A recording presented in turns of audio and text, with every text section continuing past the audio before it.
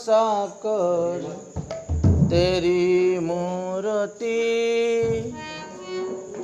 उतारो में गिरधर तेरी आरती मन में बसा कर तेरी मूर्ति उतारो में गिरधर तेरी आरती मन में बसा कर तेरी मूर्ति उतारो में गिरधर तेरी आरती करुणा करो कष्ट करो ज्ञान दे भगवान भव में फंसे नाव मेरा तारो दे भगवान करुणा करो कष्ट करो ज्ञान दे भगवान भव में फंसे नाव में उतारो भगवान दर की दवा तुम्हारे पास है दर की दवा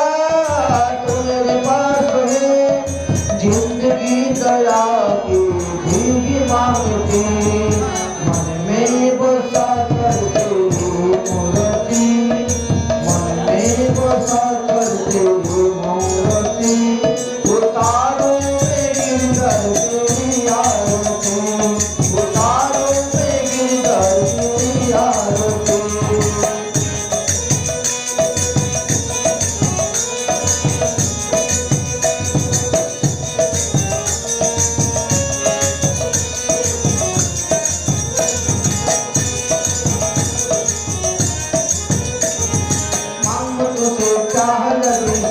भगवान जिंदगी जब तेरे नामे कर दिया अर्पण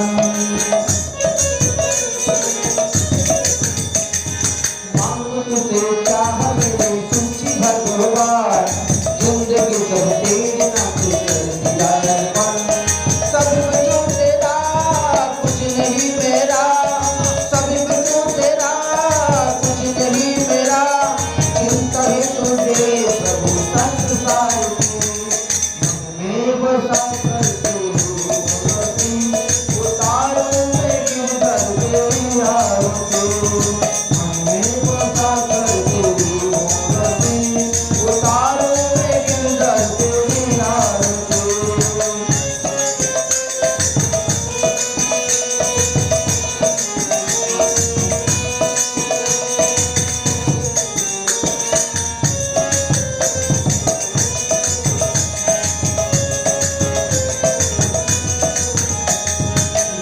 तेरी महिमा गाए संत करे ध्यान वेद तेरी महिमा गाए संत करे ध्यान नारद गान करे छाड़ बिना कान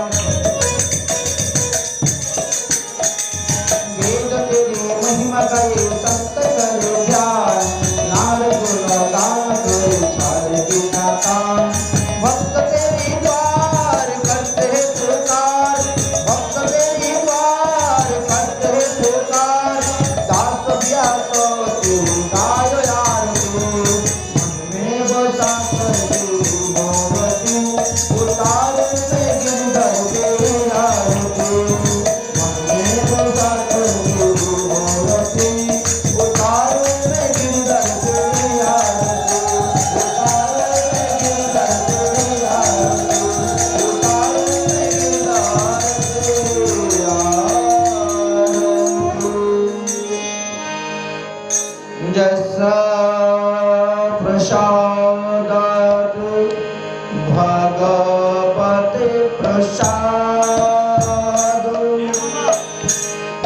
ऐसा प्रसादानां प्रतितो तुलापि नैनं स्तुवं तस्य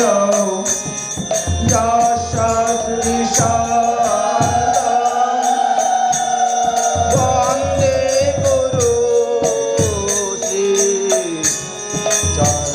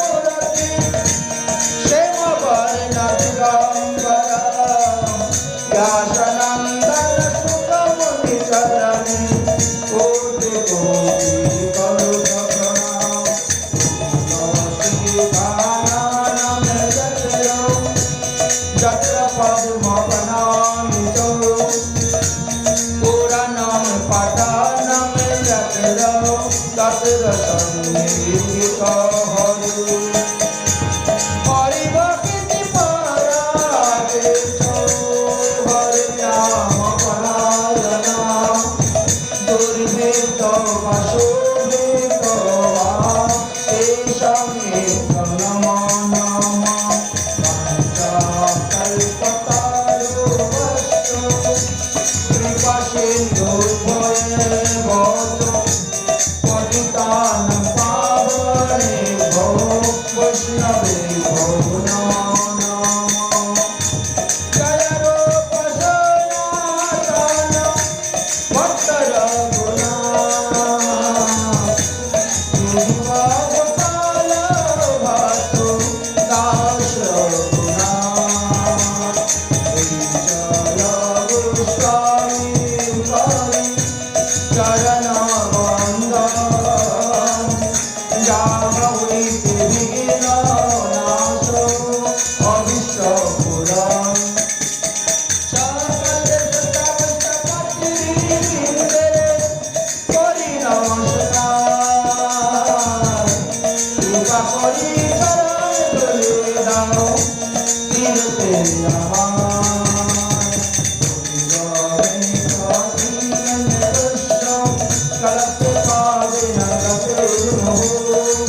शक्ति पाद श्रीदानेन सन्तु सन्तु नवलम्बनं शक्ति पाद श्रीदानेन सन्तु सन्तु नवलम्बनं शक्ति पाद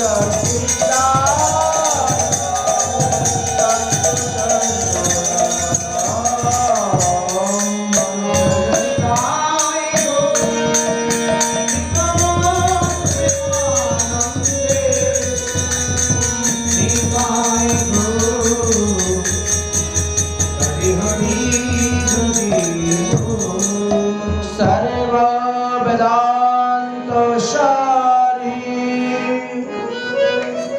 श्रीमद्भागवतम मृष्यते तद्रसामृतमिति वितस्य नायन्यत्र शातिरति कश्चित्। आज বৈশাখ মাসের অমাবস্যা তিথি। এই তিথিতে শ্রীল গদাধর পণ্ডিতের আবির্ভাব হয়েছিল। আমাদের পঞ্চতত্ত্বের মধ্যে যিনি গদাধর পণ্ডিত, তিনি নবদ্বীপে আবির্ভূত হয়েছিলেন। মহাপ্রভু যেখানে আবির্ভাব হয়েছিলেন তার কিছু দূরে, অর্থাৎ জগন্নাথ মিশ্রের বাড়ি হইতে অল্প একটু দূরে গদাধর পণ্ডিতের শ্রীগৃহ ছিল এবং সেখানে তিনি আবির্ভূত হয়েছিলেন। তিনার পিতার নাম ছিল মাধব মিশ্র এবং মাতার নাম ছিল রত্নাবতী।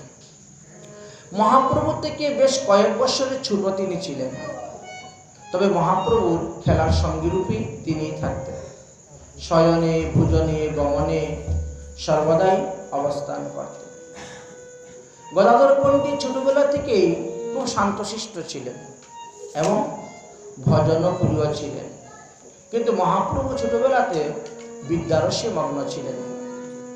মহাপ্রভু প্রায় সময়ই তিনি বিভিন্ন ন্যায় ব্যাকরণ বা অন্যান্য বিষয় নিয়ে ফাঁকি জিজ্ঞাসা করতেন।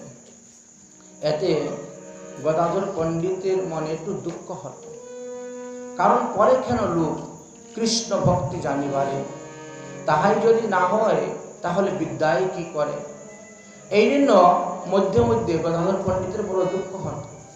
লেখাপড়া শিখে এত বড় টোল খুলে এত ছাত্র পড়াচ্ছেন, অথচ তিনি নিজে এখনো বৈষ্ণব ধর্মের প্রবেশ করছেন না। শুধু গদাধর পণ্ডিত নয়, শ্রীবাস পণ্ডিতের কথাও লেখা আছে, অদ্বৈত প্রভুর কথাও লেখা আছে। সবার মনে এরকম ছিল, কিন্তু দেখা গেল মহাপ্রভু বলছেন আমি এমন বৈষ্ণব হব, দেখবে আমার দুয়ারে এসে অজব হব, সবাই এসে দণ্ডবত প্রণাম করে যাবে। সবাই হাসতেন, সবাই বলতেন, হরে নিমাই, আরে উদ্ধতের শিরোমণি, তোমার কি দেবতা বলে ভয় হয় না? এইভাবে বলতেন।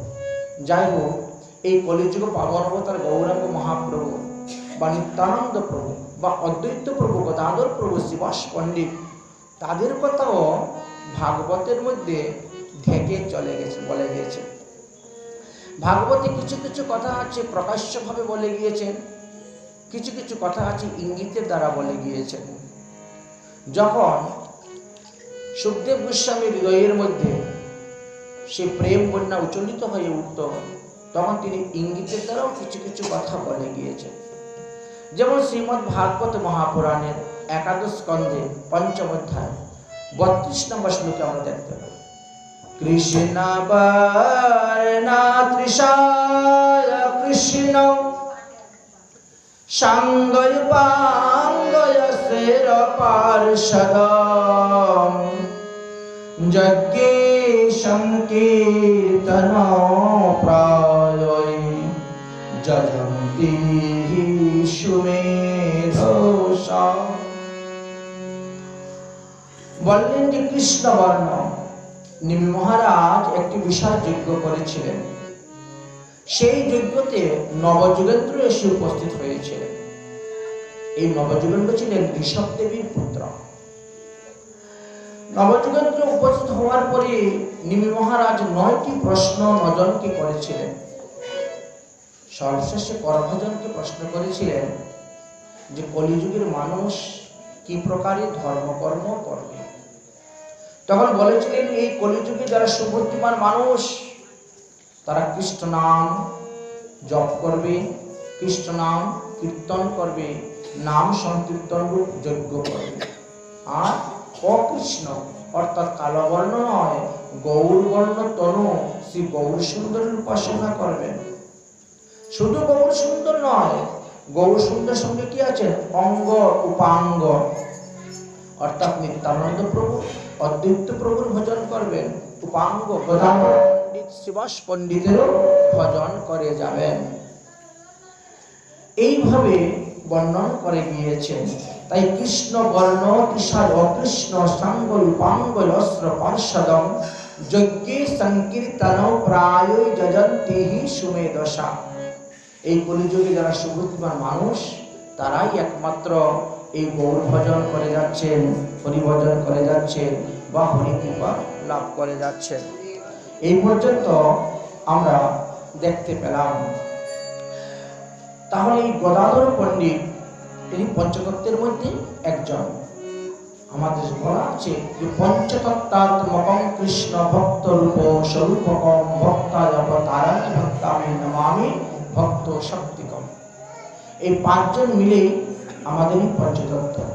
আর পঞ্চতত্ত্বের মধ্যে যিনি গদাধর পণ্ডিত, তিনার আজকের আবির্ভাব তিথি।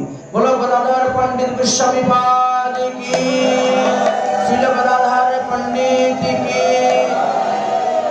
যদিও গদাধর পণ্ডিতের গোস্বামী পাদের আবির্ভাব তিথি উপলক্ষে কোনো ব্রতের কথা উল্লেখ নাই, তথাপিও যারা গদাধর পরিবারের ভক্ত, যারা গদাধর পরিবারের দীক্ষিত আশ্রিত হয়েছে, তাদের মধ্যে নিষ্ঠাবান অনেকেই আমরা শ্রীধাম বৃন্দাবনে দেখতে পাই।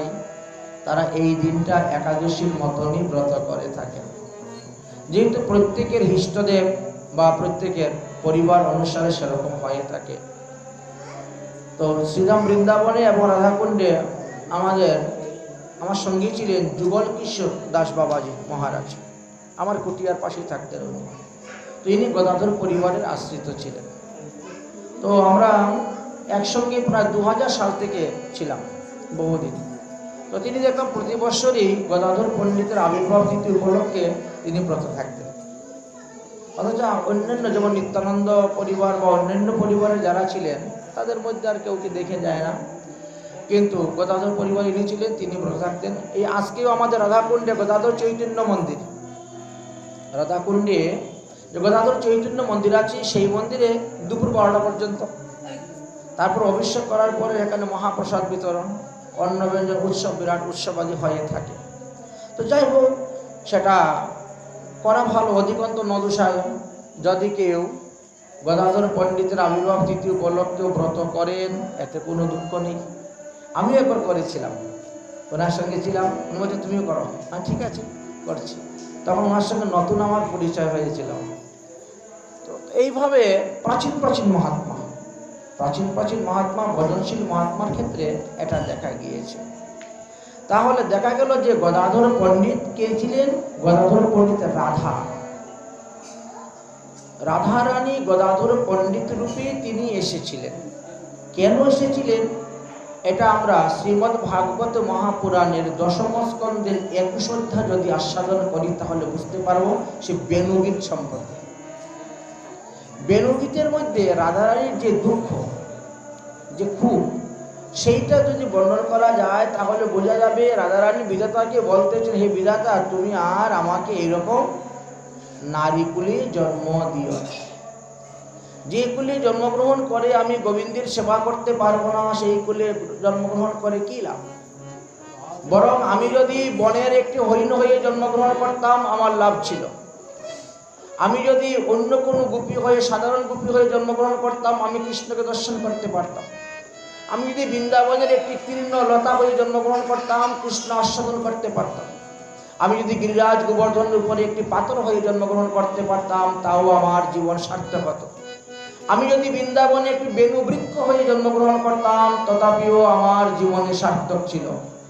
কিন্তু আমি এই গোপীকুলে জন্মগ্রহণ করে হে বিধাতা তুমি আমার বড়ই বিলম্ব।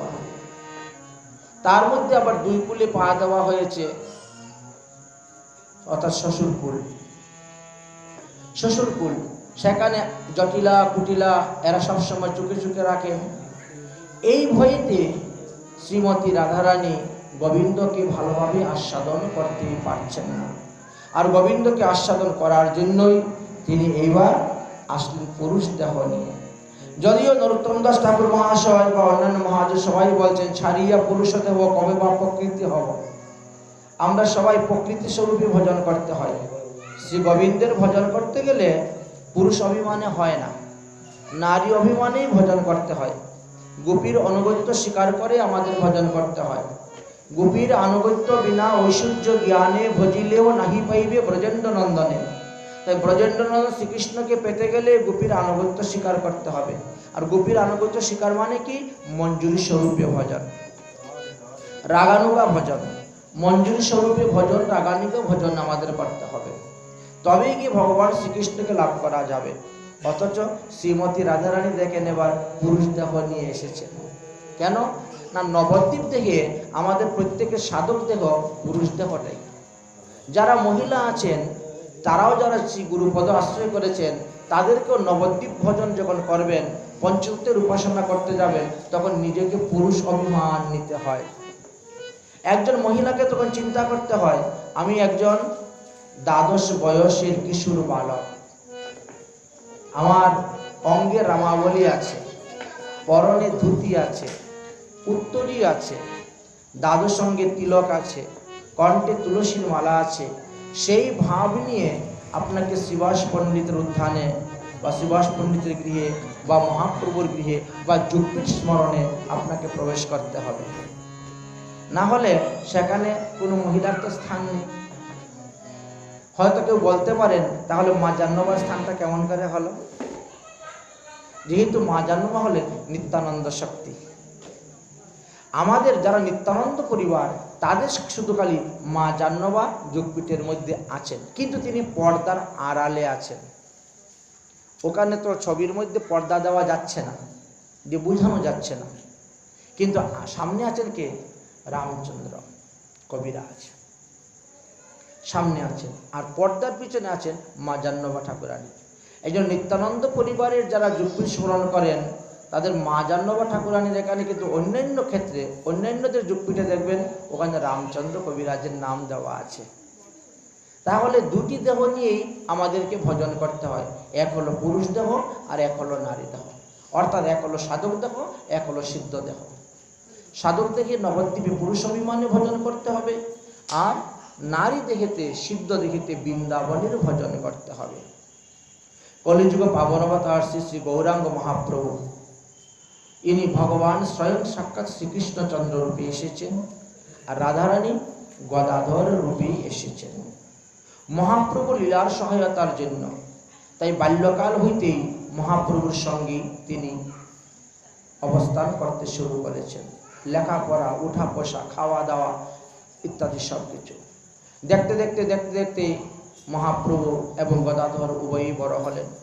মহাপ্রভুর সমস্ত লীলার সহায়কে গদাধর পণ্ডিত ছিলেন। শ্রীমৎ মহাপ্রভু যখন গয়াধামে গেলেন পিতৃ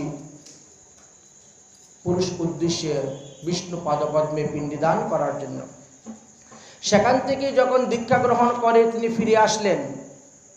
আসার পরে তো মহাপ্রভুর সমস্ত ভাব পরিবর্তন হয়ে গেল। এখন আর তিনার পণ্ডিত অহংকার নেই, অভিমান নেই, তিনি পরম বৈষ্ণব হলেন এবং তিনি সেখান থেকেই হরিনাম প্রচারের ব্যবস্থা শুরু করলেন। গদাধর পণ্ডিত মহাপ্রভুর সঙ্গে ছিলেন সর্বদা।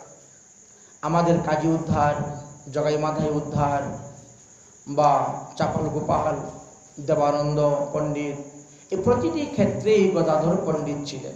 এমনকি মহাপ্রভু যখন সন্ন্যাস গ্রহণ করে নীলাচলে চলে গেলেন, মাতৃ আদেশ নীলাচলে বাস করতে শুরু করলেন, গদাধর পণ্ডিত তখন নবদ্বীপ ত্যাগ করে নবদ্বীপ চলে গেছিলেন নীলাচলে।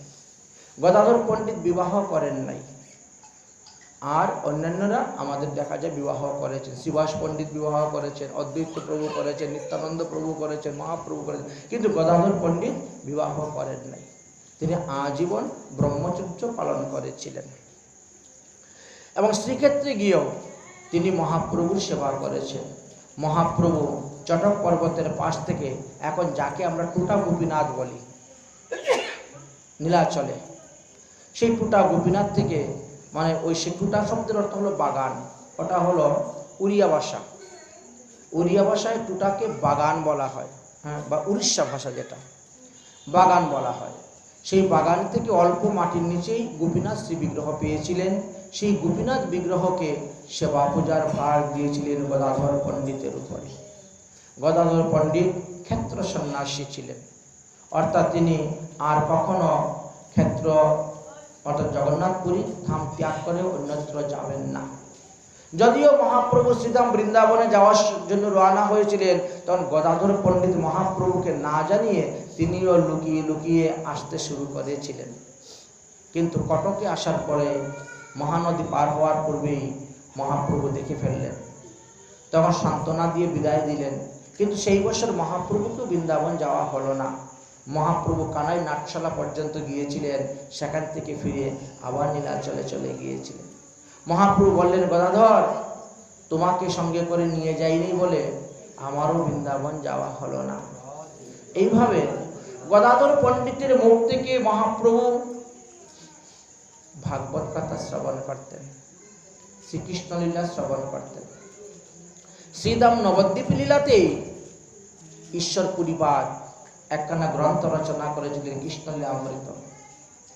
এই গ্রন্থটি মহাপ্রভুকে প্রথম দিয়েছিলেন এটাকে শুদ্ধ ভুল সংশোধন করার জন্য, কিন্তু মহাপ্রভু হাত জোর করে বললেন, আপনার মতো বৈষ্ণব যে গ্রন্থ রচনা করেছে সেটাতে যে ভুল ধরবে তার অপরাধ হবে।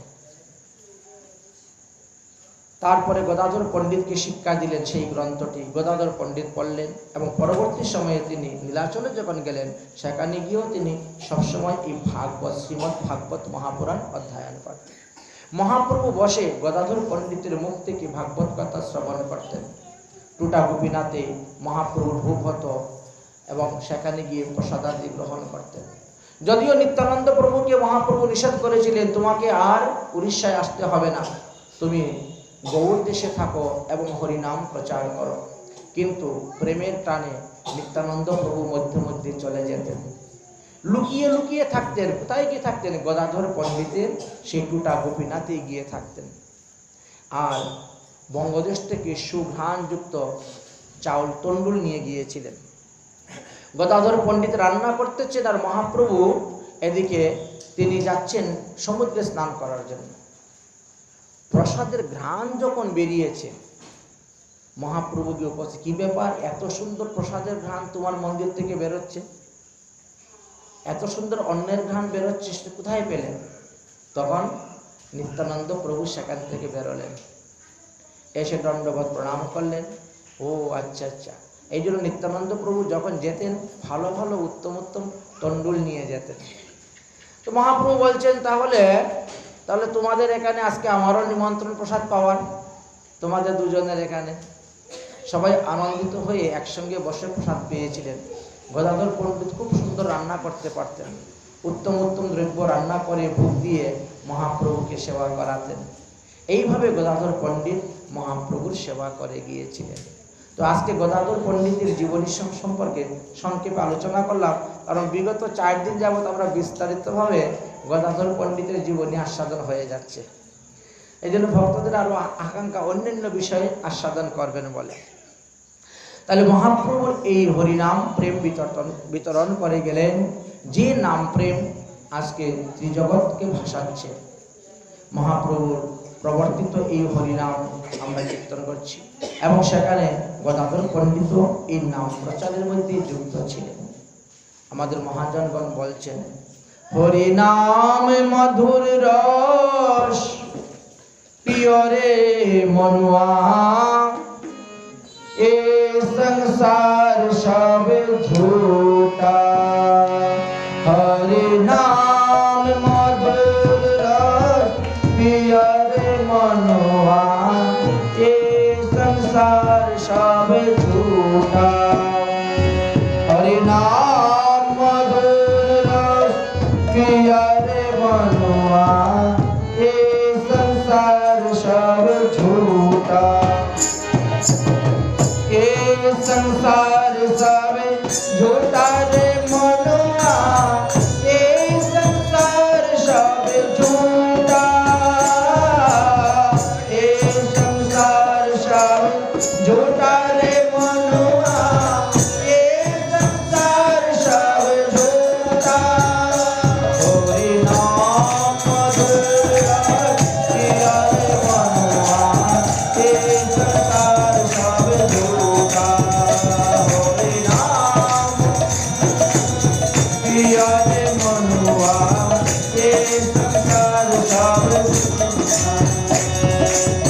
गौर रूप में कृष्ण जी आयो, निताई रूप में बोलो राम। गौर रूप में कृष्ण जी आयो, निताई रूप में बोलो राम। अद्वैत रूप में शिव जी आयो, अद्वैत रूप में शिव जी आयो, लेके हरि नाम रे मनुआ, ये संसार सब झूठा। हरि नाम मधुर रस पिया रे मनुआ, ये संसार सब झूठा। हरि नाम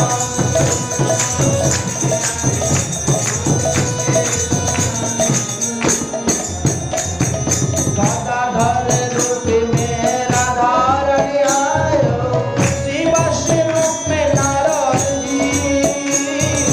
गदाधर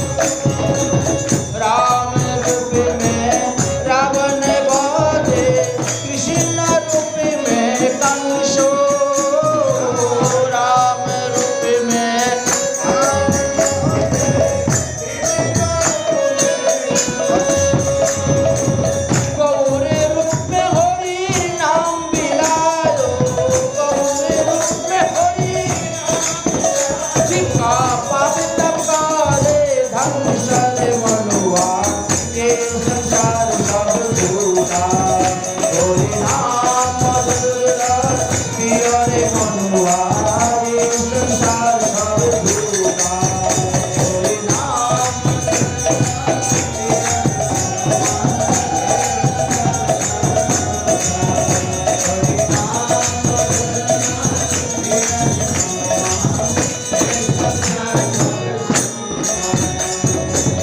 राम नाम से धनुष बनायो कृष्ण नाम से वंशी राम नाम से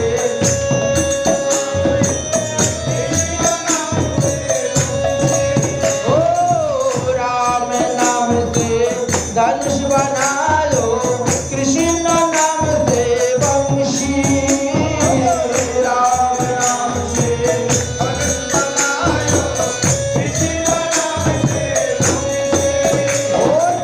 राधार नाम से ऋषि बनायो राधार नाम से काजते माया का फांसी रे मनुआ ये संसार सब झूठा हरि नाम मधुर रस पियो रे मनुआ ये संसार सब झूठा हरि नाम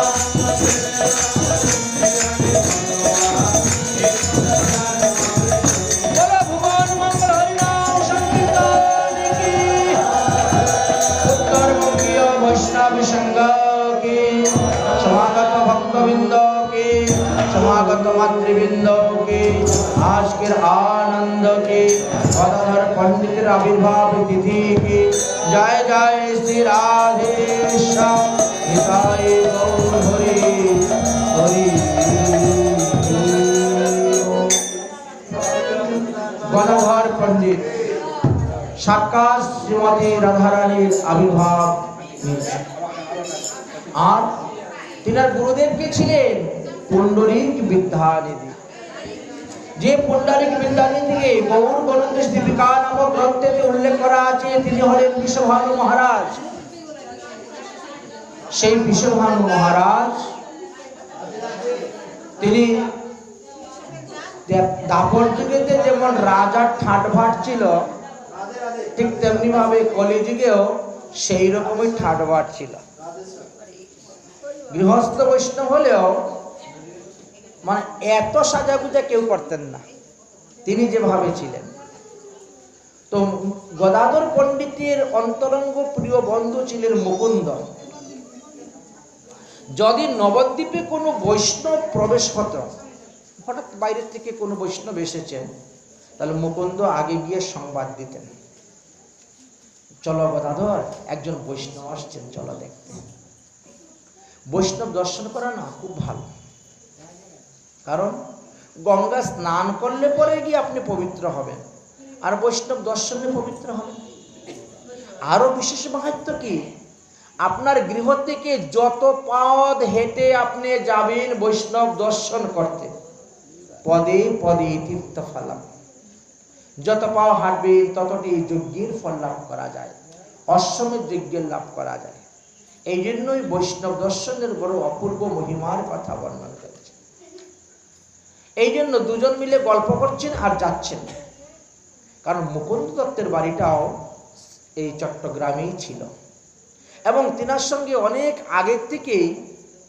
পুণ্ডরীক বিদ্যানিধির ভালো জানাশোনা সম্পর্ক ছিল তিনি যে পরম বৈষ্ণব মহান বৈষ্ণব কিন্তু বাইরে দিয়ে দেখলে কেউ বুঝবে না বাইরে দিয়ে দেখলে কেউ বুঝবে না কারণ বাইরে একেবারে যেমন ঘুর বিষয়ের মতন বাইরে দিয়ে ঘুর বিষয় এই জন্য বলছেন সিদ্ধ বৈষ্ণবের বড় বিষম ব্যবহার যারা সিদ্ধ বৈষ্ণব এদেরকে চিনা বড় ভার কিন্তু না বুঝিয়া নিন্দিয়া মরে সকল সংসার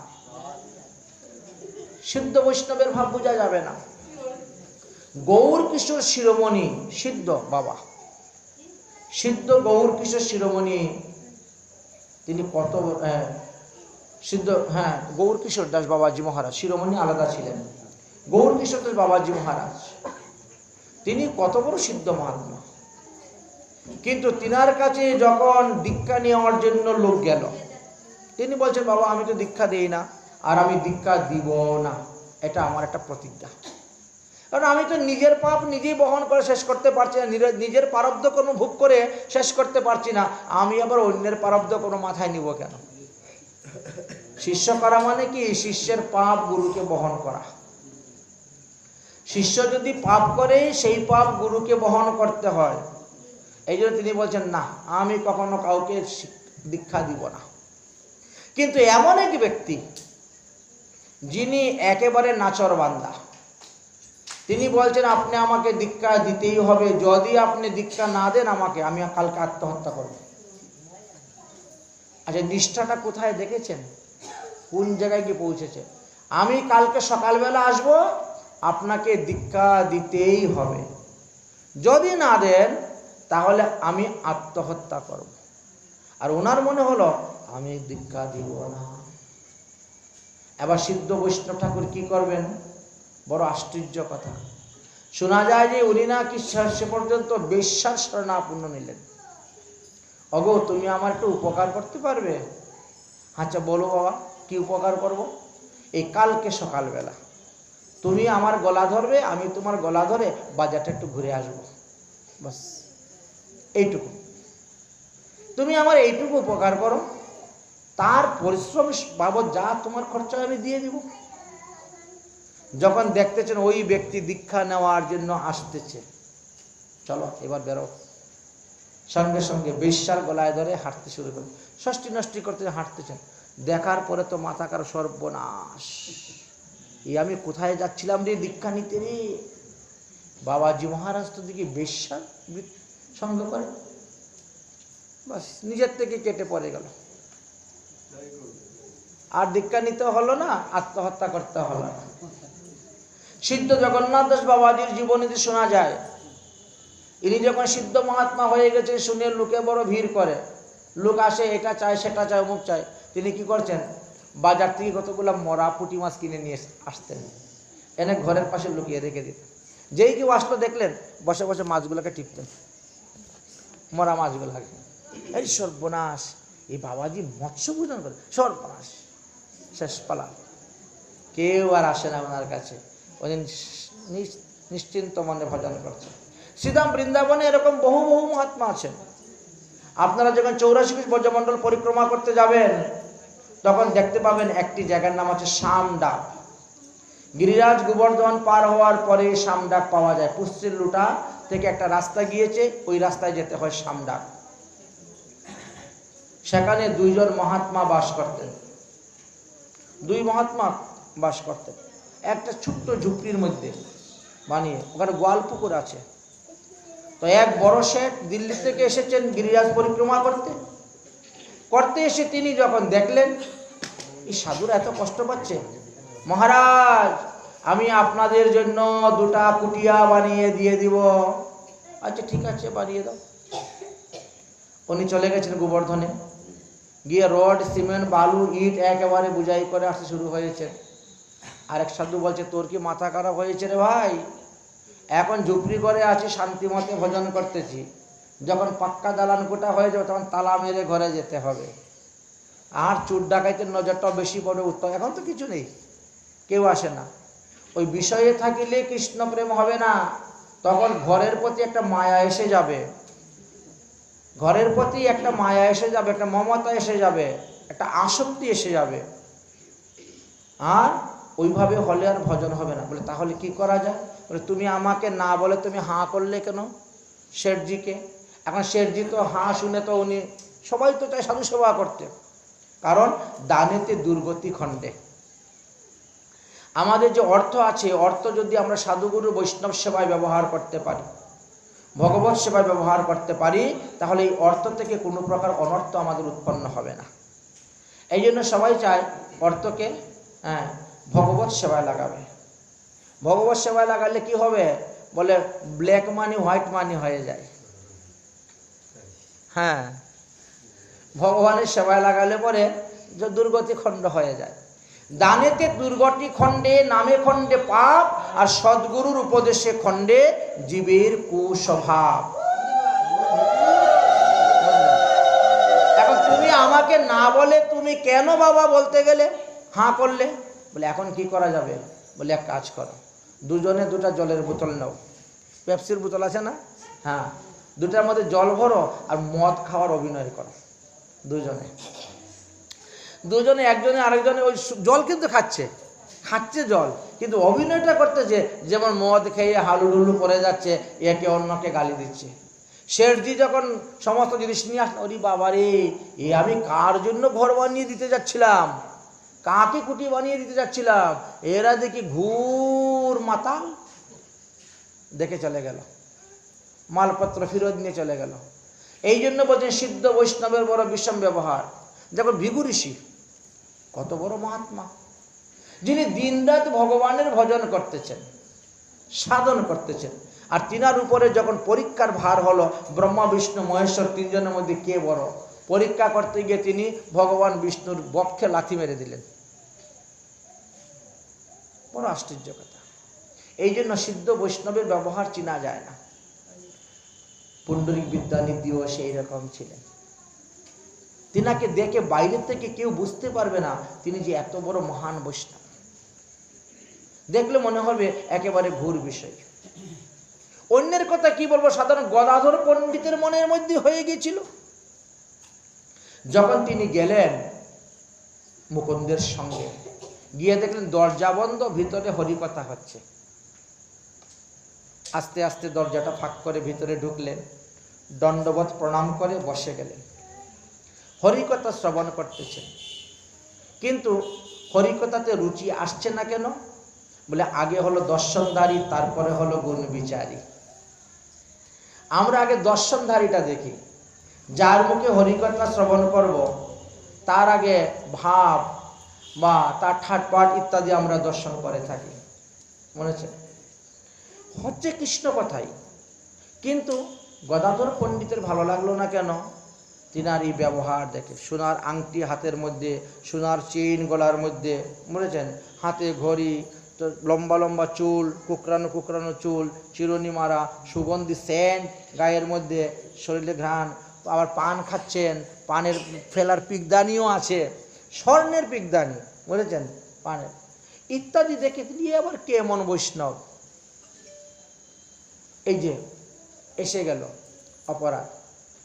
প্রথমে যে শ্রদ্ধা নিয়ে গিয়েছিলেন বৈষ্ণব দর্শনে, যে ভক্তি নিয়ে গিয়েছিলেন বৈষ্ণব দর্শনে, সেটা আর রইল না। দর্শন করার পরে যে সব অদর্শন হয়ে গেল, মিলিয়ে গেল। মুকুন্দ দেখতে পাচ্ছেন গদাধর ইটিস পুটিস করতেছে, মানে উঠে চলে যেতে হয়, পাল্লি বাছি, উঠে চলে যেতে পারলেই বাছি। মুকুন্দ তখন বুঝতে পারলেন যে গদাধর ওনাকে বাহ্যিক দৃশ্য দিয়ে দর্শন করে বুঝতে পারে নাই, অপরাধ করে ফেলতেছে বৈষ্ণব চরণে। তাহলে ভিতরের ভাবটাকে আমি একটু প্রকাশ করে দেখাই। এই জন্য মুকুন্দ কি করলেন, ভাগবতের লীলা অনুসারে, ভাগবতের কথা অনুসারে শ্রীধাম বৃন্দাবনের একটি পদ কীর্তন শুরু করলেন। যখন পদ কীর্তন শুরু করলেন, শুরু করার সঙ্গে সঙ্গে এমন অষ্টসাত্ত্বিক ভাব এসে উপস্থিত হলো পুণ্ডরিক বিদ্যানিধির দেহে। কোথায় গেল পানের পিকদানি, কোথায় গেল ড্রেসিং টেবিল, কোথায় গেল টি টেবিল, আর কোথায় গেল ভূমিতে পরে গড়াগড়ি হা কৃষ্ণ বলে। গদাধর পণ্ডিত চিন্তা হলো আশ্চর্য কথা, ইনার ভিতরে এত প্রেম, এত ভাব যে কৃষ্ণ কথা শ্রবণ করার সঙ্গে সঙ্গে তিনার দেহের মধ্যে অষ্টসাত্ত্বিক বিকার হয়ে গেল। অথচ আমি নিজেও কৃষ্ণ কথা পাঠ করি, গ্রন্থ পড়ি। তখন তিনি কৃষ্ণ লীলামৃত গ্রন্থ পড়তেন, ঈশ্বরপুরীপাদের লিখা কৃষ্ণ লীলামৃত গ্রন্থ। অথচ এর পরে তো আমার এত ভাব হয় না, এত প্রেম হয় না।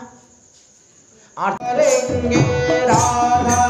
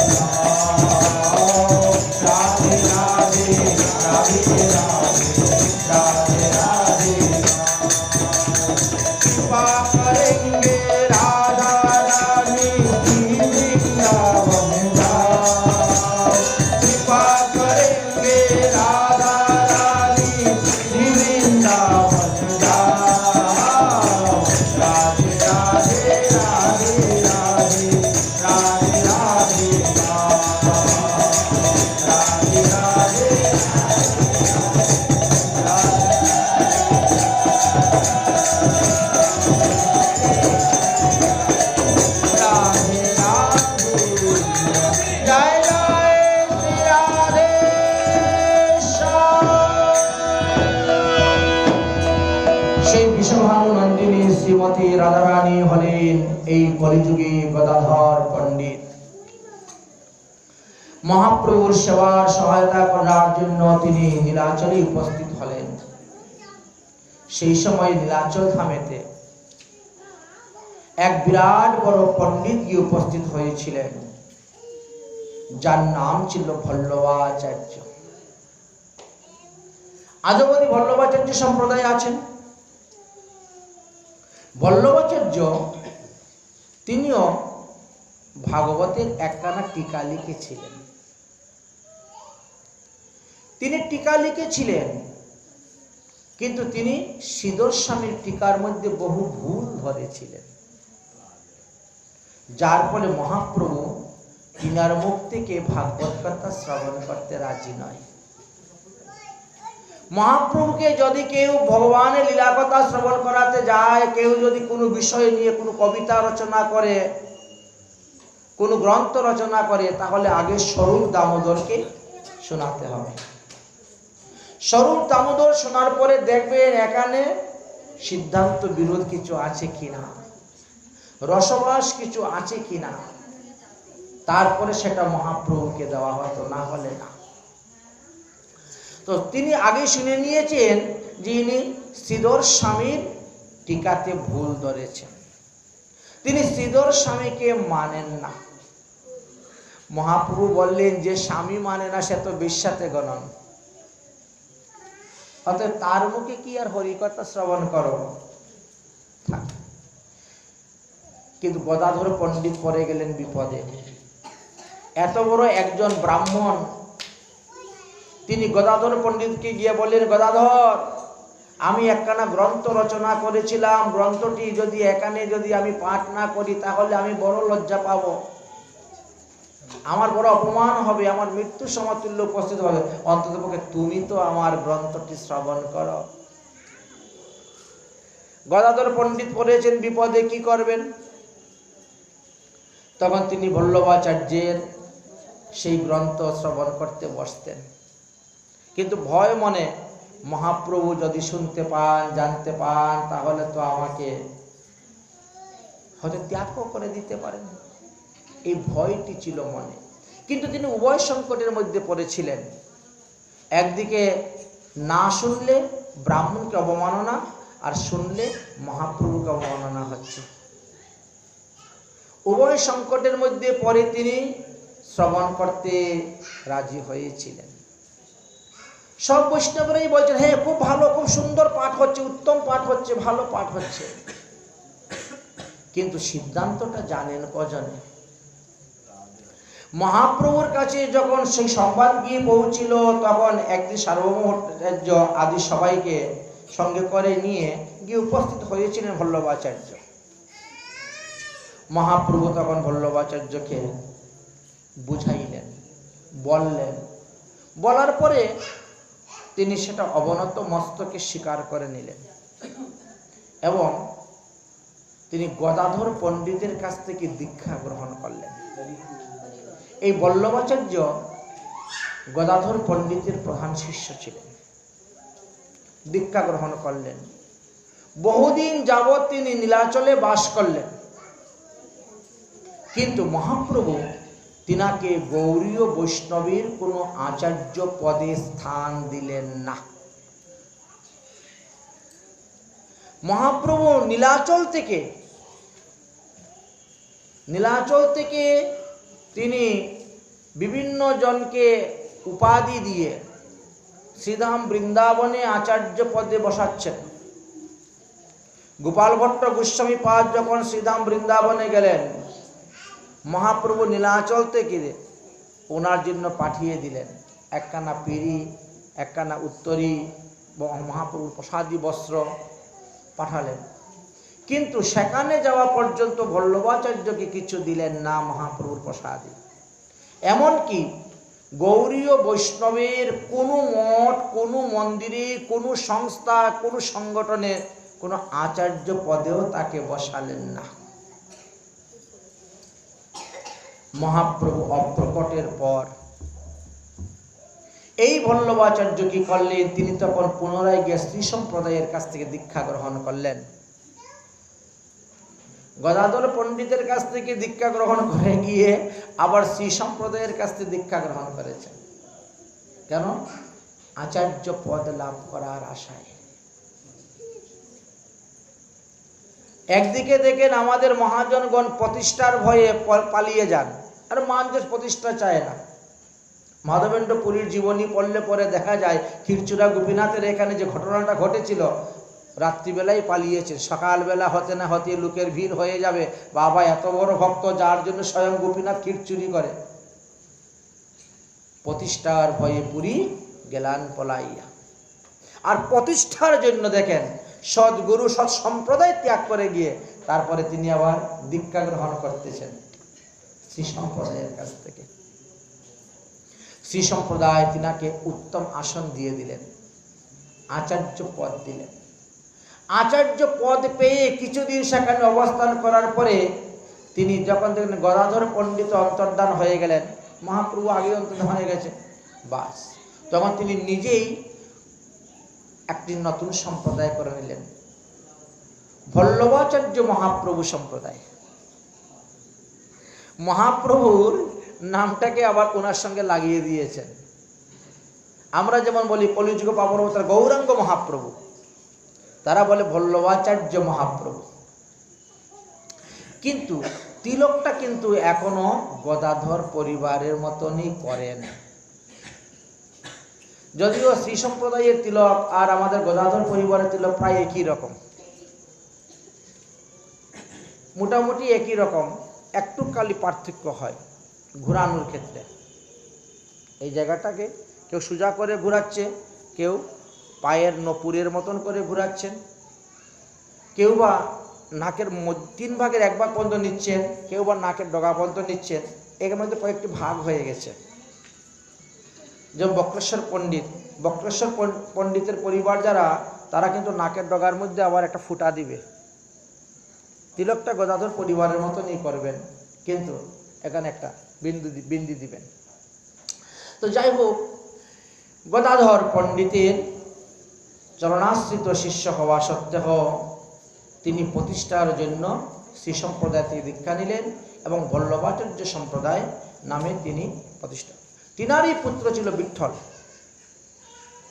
যে বিঠ্ঠল দেব সাক্ষাৎ ভগবানের কৃপাপ্রাপ্ত হয়েছিলেন, ভগবানকে লাভ করেছিলেন। যে বিঠ্ঠল দেব মহাপ্রভু যখন পরিক্রমা করতে গিয়েছিলেন শ্রীধাম বৃন্দাবনে, তখন তিনিও সঙ্গে ছিলেন, ইত্যাদি পাওয়া যায়।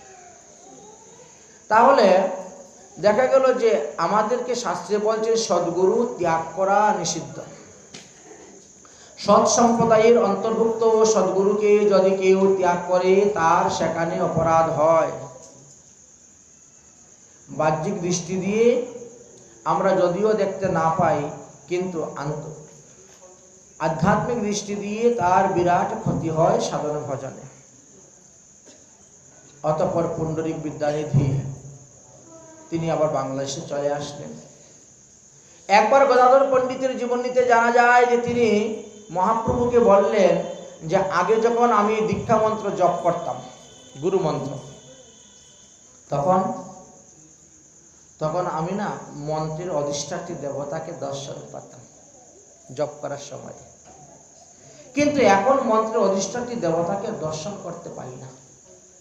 জপ তো যন্ত্রের মতো চলে যাচ্ছে আঙ্গুল, আর মন বিষয়রূপী কারণের মধ্যে ঘুরে বেড়াচ্ছে। কারণটা কি?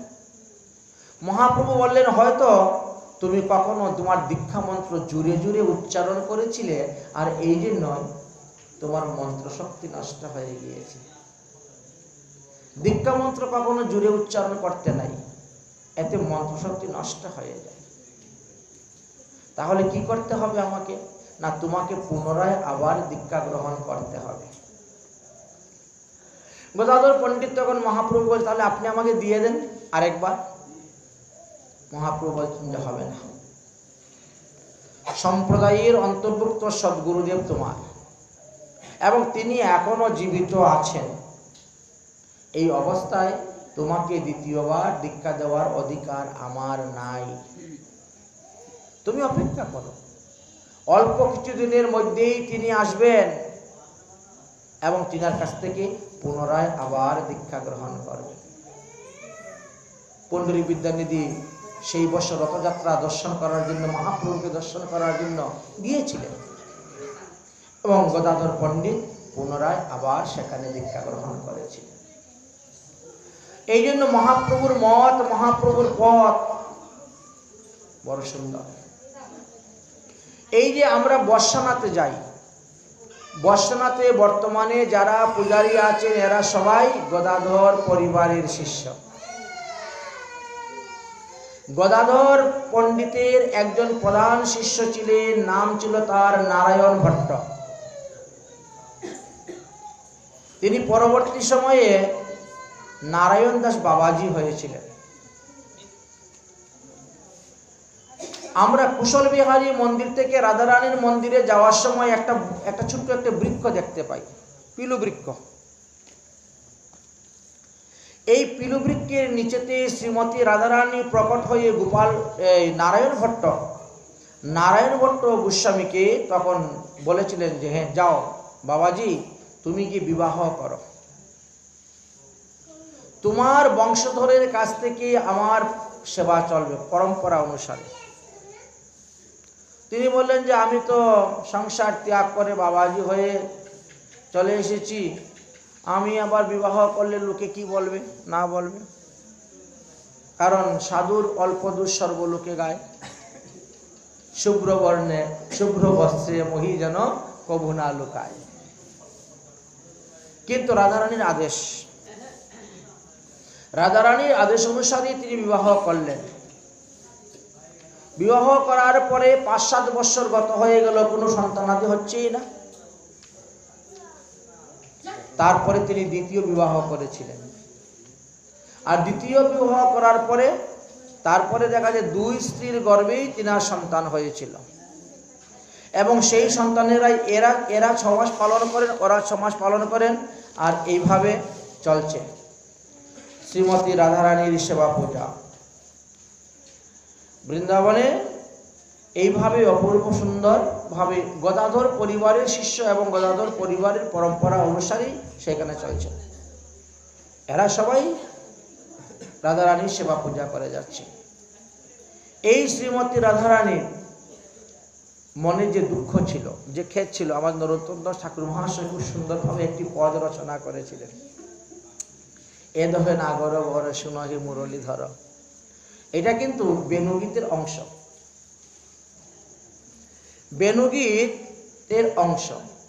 শ্রীমদ্ ভাগবত মহাপুরাণের 10ম স্কন্ধের 21 অধ্যায় থেকে এই বেণুগীত আরম্ভ হয়েছিল। রাধারানী শ্রীকৃষ্ণকে লালসায় দর্শন করতে না পারায় তিনার একের পর এক যে দশা প্রাপ্ত হয়েছিল, দশা প্রাপ্ত হতে হতে 10ম দশাতে গিয়ে পৌঁছেছিলেন। সেই 10ম দশায় পৌঁছার পরে যে অবস্থা প্রাপ্ত হয়েছিলেন সেই অবস্থার কথাই বর্ণন করে গিয়েছিলেন, যার ফলে শ্রীমতী রাধারানী এবার পুরুষ দেহ প্রাপ্ত হয়ে গদাধর রূপে আসছেন। সৃষ্টির প্রথমে শ্রীকৃষ্ণের দেহ হইতে 5 প্রকৃতি সৃষ্টি হয়েছিলেন। তার মধ্যে প্রথমে ছিলেন রাধারানী, তারপরে লক্ষ্মী দেবী, তারপরে পার্বতী, তারপরে সরস্বতী, আর তারপরে হলেন ব্রহ্মার স্ত্রী সাবিত্রী। এই 5 প্রকৃতির কথা বর্ণন করে গিয়েছেন। তাই শ্রীমতী রাধারানীকে মহালক্ষ্মী বলা হয়, কারণ তিনারই প্রকাশ মূর্তি বাকি 4 জন। ললিতাদি সখীদেরকে রাধারানীর কায়গুহ রূপ বলা হয়। এরা রাধারানী থেকেই প্রকাশিত হয়েছেন। কেন না লীলা বিস্তার করার জন্য। দাপর যুগে যখন শ্রী গোবিন্দ লীলা করেছেন এবং শ্রীমতী রাধারানী লীলা করেছেন, তখন আমরা দেখতে পাই এই দাপর যুগে 3 জন কৃষ্ণ লীলা করে গিয়েছেন। একজন হলেন যশোদানন্দন কৃষ্ণ, একজন হলেন দেবকী নন্দন কৃষ্ণ, আর একজন হলেন দ্বারকার কৃষ্ণ। 3 কৃষ্ণ এক নয়, এটা মহাপ্রভুও স্বীকার করে গিয়েছেন, মহাপ্রভু বলে গিয়েছেন। আর রূপ গোস্বামী পাদ যখন শ্রীধাম বৃন্দাবন থেকে নীলাচল যাওয়ার রাস্তা রওনা হয়েছিলেন, তখন রাস্তায় তিনি একটা নাটক রচনা করতে করতে গিয়ে উপস্থিত হয়েছিলেন। নাটক রচনা করেছিলেন। মহাপ্রভু জিজ্ঞাসা করলেন, তুমি কি নাটক রচনা করেছো, একটু শোনাও তো। শোনার পরে বললেন যে তুমি এখানে ভুল সিদ্ধান্ত করে নিয়েছ। তুমি বৃন্দাবনের কৃষ্ণ আর দ্বারকার কৃষ্ণকে এক করে দিয়েছ। এটা ঠিক নয়। দ্বারকার কৃষ্ণ আলাদা, বৃন্দাবনের কৃষ্ণ আলাদা। এই জন্য তুমি এই নাটকটাকে দুটি ভাগে বিভক্ত করে দাও, একটা বিদগ্ধ মাধব নাটক আর একটা ললিত মাধব নাটক। এই জন্য নাটককে দুই ভাগে বিভক্ত করে দিয়েছিলেন। ঠিক তেমনি ভাবে তিন রাধারানীও বৃন্দাবন ধামেতে লীলা করে গিয়েছেন, কিন্তু সাধারণ মানুষ তাহা বুঝতে পারে না। একজন হলেন কামারাধা, একজন হলেন বামারাধা, আর একজন হলেন বিষভানু নন্দিনী রাধা। সেই বিষভানু নন্দিনী রাধা যিনি, তিনি গদাধর পণ্ডিত রূপে এসেছেন। আর যিনি কামারাধা ছিলেন, তিনি তো আয়ান ঘোষের ঘরে কাজ করার জন্য ছিলেন, ছায়ামূর্তি, ছায়ামূর্তি স্বরূপ ছিলেন। যেমন একই কৃষ্ণের শরীরে দুই কৃষ্ণ বিরাজ করতেন, যশোদা নন্দনের শরীরেই দেবকী নন্দন বিরাজ করতেন। বিষ্ণু তখন ছিলেন কৃষ্ণের শরীরে। শ্রী চৈতন্য চরিতামৃত গ্রন্থতে লেখা আছে, বিষ্ণু তখন ছিলেন কৃষ্ণের শরীরে। বিষ্ণু দ্বারা কৃষ্ণ করেন অসুর সংহারে। তার মানে যশোদানন্দন কৃষ্ণ পুতনা রাক্ষসনীকে বধ করেন নাই। তৃণাব্রত অসুর, শকটাসুর, বকাসুর, ধেনুকাসুর, অরিষ্টাসুর, ভূমাসুর, কেশিদৈত্য, শঙ্কচুর, কোন অসুরকেই তিনি বধ করেননি। এমনকি কংসকে পর্যন্ত তিনি বধ করেন নাই। কংসকে বধ করেছেন দেবকী নন্দন কৃষ্ণ, বসুদেব কৃষ্ণ। নন্দনন্দন কৃষ্ণ তিনি কখনো বধ করেন নাই। কারণ এই যে নন্দনন্দন কৃষ্ণ, তিনি কখনো বৃন্দাবন ত্যাগ করিয়া এক পাও অন্য কোথায় গমন করেন নাই। বৃন্দাবনের কৃষ্ণ বৃন্দাবনেই ছিলেন। বৃন্দাবনের কৃষ্ণের প্রিয়সী হলেন শ্রীমতী রাধা রানী। যদি ব্রহ্মবৈবর্ত পুরাণ খুলেন তাহলে সেখানে দেখতে পাবেন শ্রীকৃষ্ণ জন্মখণ্ডেতে লেখা আছে যে বৃন্দাবনে 12টি বনের মধ্যে একটি বন আছে ভান্ডির বন।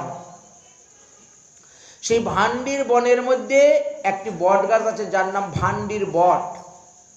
সেই বট গাছের নিচে তলাতেই ভগবান শ্রীকৃষ্ণ এবং রাধারানীর বিবাহ হয়েছিল। ব্রহ্মা এসে স্বয়ং তাহা বিবাহ দিয়ে গিয়েছিলেন, স্বয়ং বিবাহ দিয়ে গিয়েছিলেন। আর এই রাধারানীর ছায়ার থেকে আরেক রাধাকে সৃষ্টি করেছিলেন, যাকে আয়ান ঘোষের জন্য থাকার জন্য। কারণ আয়ান ঘোষ তো পূর্বজন্মে অভিমন্যু ছিলেন। তিনি প্রচুর তপস্যা করেছেন শ্রীমতী রাধারানীকে প্রিয়সী রূপে লাভ করার জন্য। আর তার তপস্যায় সন্তুষ্ট হয়ে ভগবান তাকে বর দিলেন। আর সেই বরের কারণে তার গৃহেও গিয়ে রাধারানীকে বাস করতে হবে। এই জন্য সেখানে কামারাধা মাত্র বামারাধা সৃষ্টি করে দিয়েছিলেন, অঙ্গ হইতে সৃষ্টি করে ওখানে গিয়ে থাকো। কিন্তু সেই রাধা যখন শ্বশুর বাড়ির থেকে বাপের বাড়িতে আসেন, তখন দুই রাধা এক হয়ে যায়। যুগমায়া এমনই লীলা করেছেন যে প্রতিদিন শ্রী গোবিন্দকে দেখা সত্ত্বেও মনে হতো যে না, গোবিন্দকে দেখি নাই, বহুদিন গত হয়ে গিয়েছে, এইভাবে রাধারানীর মনে হতো। এবং শ্রী গোবিন্দরও মনে হতো যে রাধারানীকে অনেকদিন হয়ে গেছে, আমি দর্শন করে নিতে পারি নাই। এটা যুগমায়ার দ্বারা এই লীলা তারা ভুলে যেতেন, দর্শন করা সত্ত্বেও ভুলে যেতেন। এই জন্য শ্রীমতী রাধারানীর মনের ভাবকে তুলে নরোত্তম দাস ঠাকুর মহাশয় একটি পদ শুদ্ধ করে, এ দেহে নাগর বর শুন হে মুরলীধর,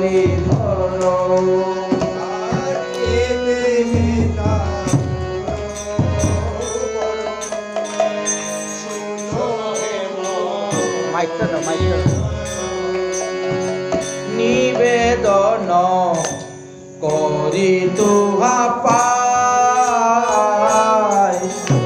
নিবেদন করি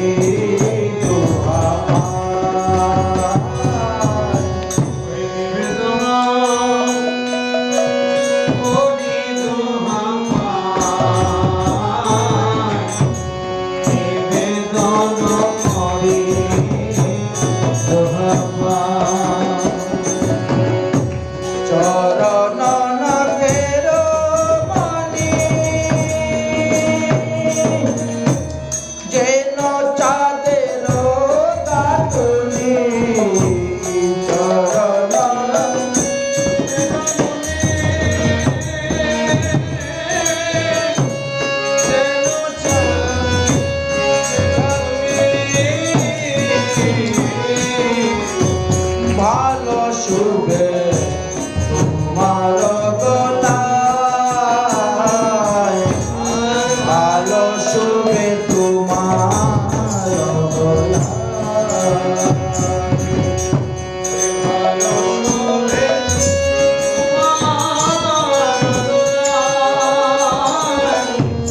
ভালো শুভে তোমার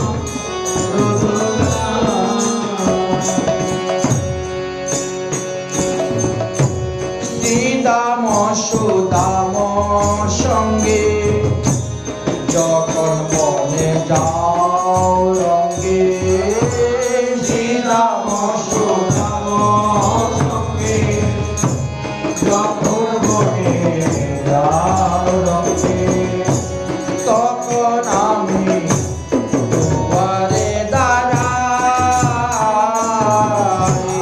তখন আমি দুয়ারে দাঁড়াই, তখন আমি দুয়ারে দাঁড়াই, তখন আমি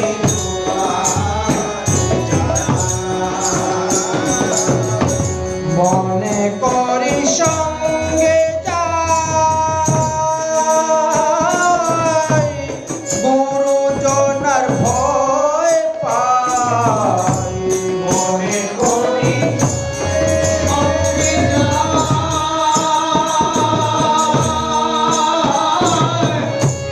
গুরুজনার ভয় পাই, আঁকি রহে তুহা পানে চেয়ে, আঁকি রহে তুহা পানে চেয়ে, আঁকি রহে তুহা পানে চেয়ে, আঁকি রহে তুহা পানে চেয়ে, চাই নবীন মেঘ পানে তুহা বধূ করে মনে, চাই নবীন মেঘ পানে তুহা বধূ করে মনে, চাই নবীন মেঘ পানে তুহা বধূ করে মনে, চাই নবীন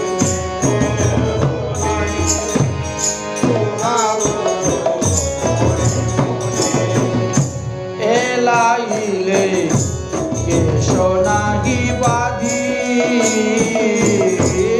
এলাইলে কেশ নাহি বাঁধি, এলাইলে কেশ নাহি বাঁধি, এলাইলে কেশ নাহি বাঁধি, রন্ধনশালাতে যাই, তুহা বধূর গুণ গাই, রন্ধনশালাতে যাই, তুহা বধূর গুণ গাই, রন্ধনশালাতে যাই, তুহা বধূর গুণ গাই, রন্ধনশালাতে যাই, তুহা বধূর গুণ গাই,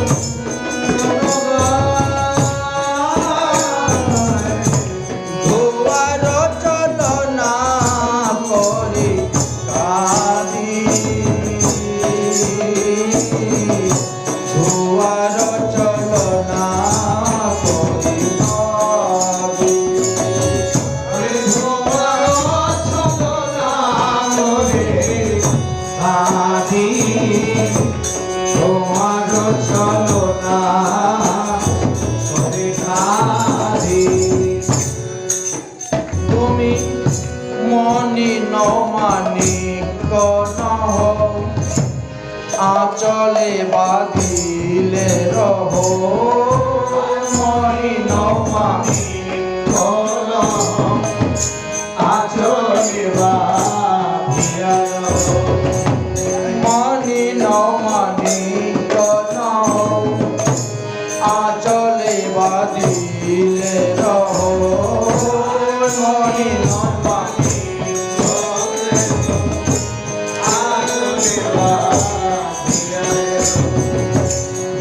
ফুল নদে কেসে করিবে ফুল নদে কেসে করিবে ফুল নদে কেসে করিবে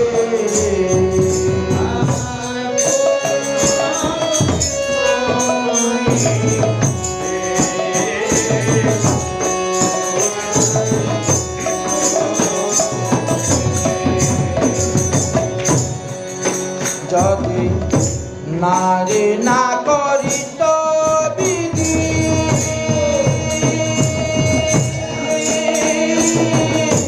তুহায়ে ন গুণ নিধি নারী না করিত বিধি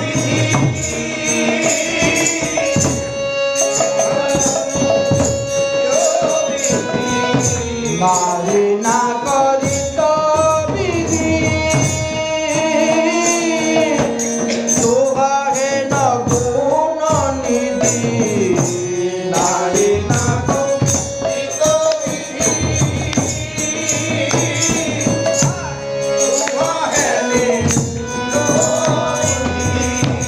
লইয়া পিরিতাম দেশে দেশে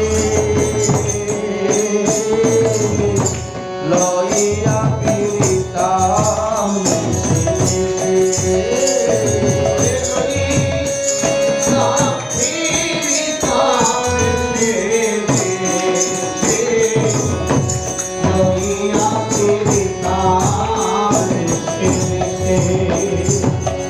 লইয়া পিরিতাম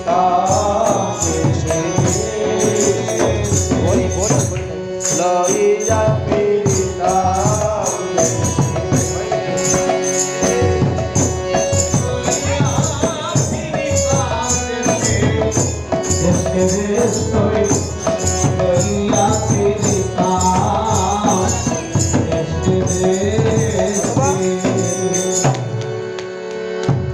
অগুরু চন্দন হইতাম তুহায়ঙ্গে মাতা হইতাম অগুরু চন্দন হইতাম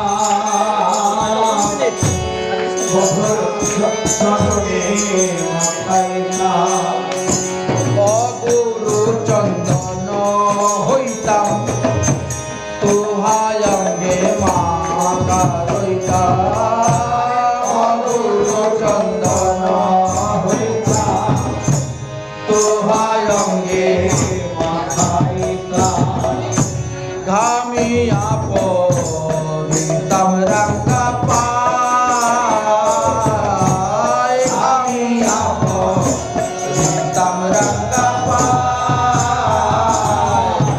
ঘামিয়া পড়িতাম রাঙ্গা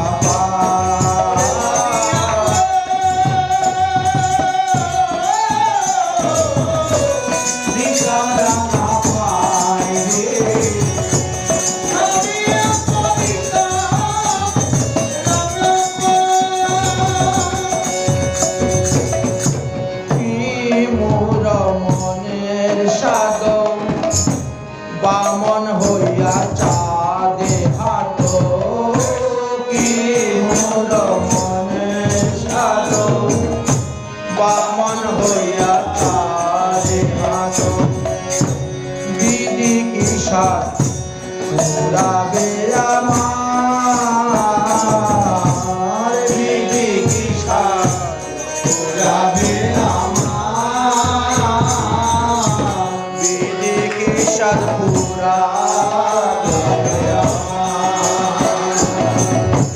নরোত্তম দাসে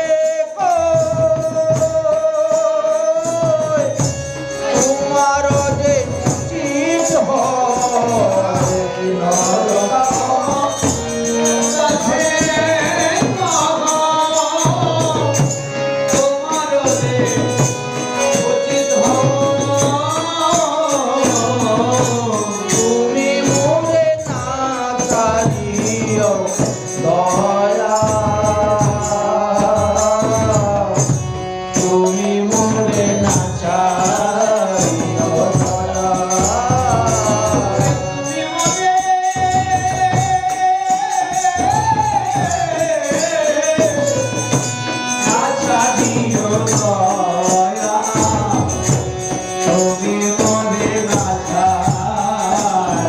দয়া যেদিন তোমার ভাবে আমার ওই প্রাণ যাবে যেদিন তোমার ভাবে আমার প্রাণ যাবে সেই দিনে দিয় পদ ছায়া সেই দিন দিয় পদ ছায়া সেই দিন দিয় পদ ছায়া সেই দিন দিয় পদ ছায়া।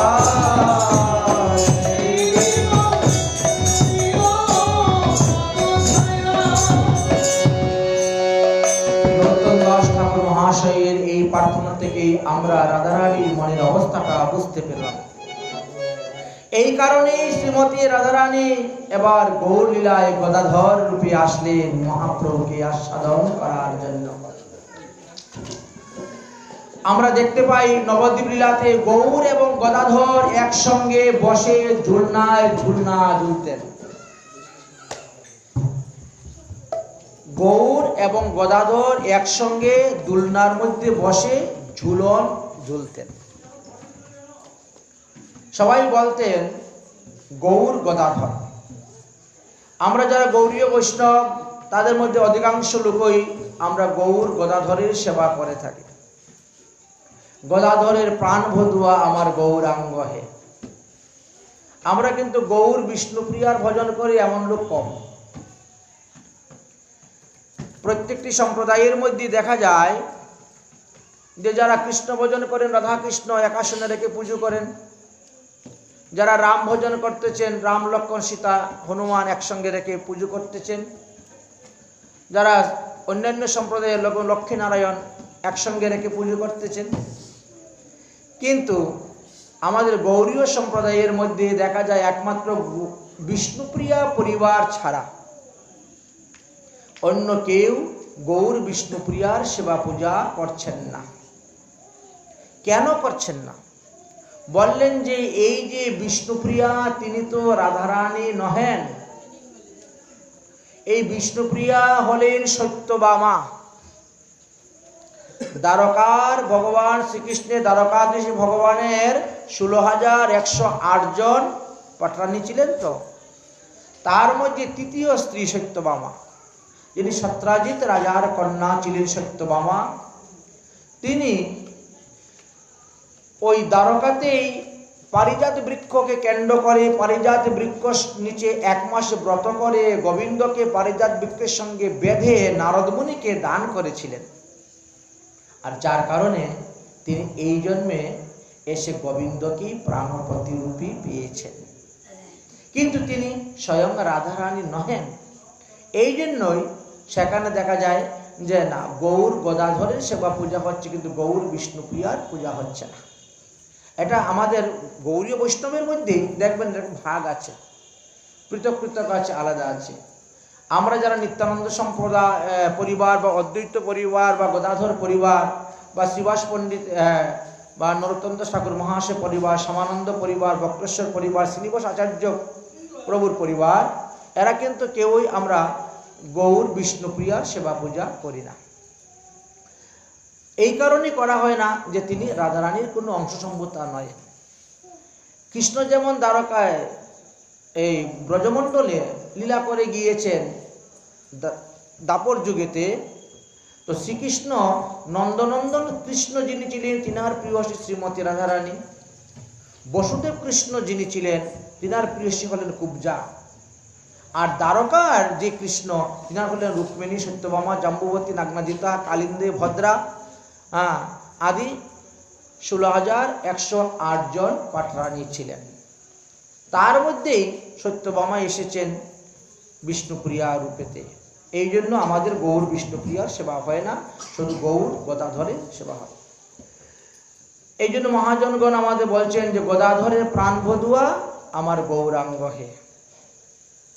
আমরা অধিবাসের পদের মধ্যে গাই না, কেউ তোমরা কিছুই বলো, কেউ রাম বলো আর শ্যাম বলো, যে যাই বলো না কেন, আমারও গদাধরের প্রাণ। গৌরাঙ্গ মহাপ্রভু হলেন আমার গদাধরের প্রাণ। কারণ গদাধর পণ্ডিত বিষ্ণুপ্রিয়ার বিবাহের পরেও মহাপ্রভুর সঙ্গে গদাধর পণ্ডিতই শয়ন করতেন। চৈতন্য মঙ্গল নামক গ্রন্থ যদি আপনারা আস্বাদন করেন, সেখানে দেখবেন গদাধর পণ্ডিত মহাপ্রভুর সঙ্গে সর্বদা অবস্থান করতেন, পান তাম্বুল সেবন করাতেন মহাপ্রভুকে। মহাপ্রভু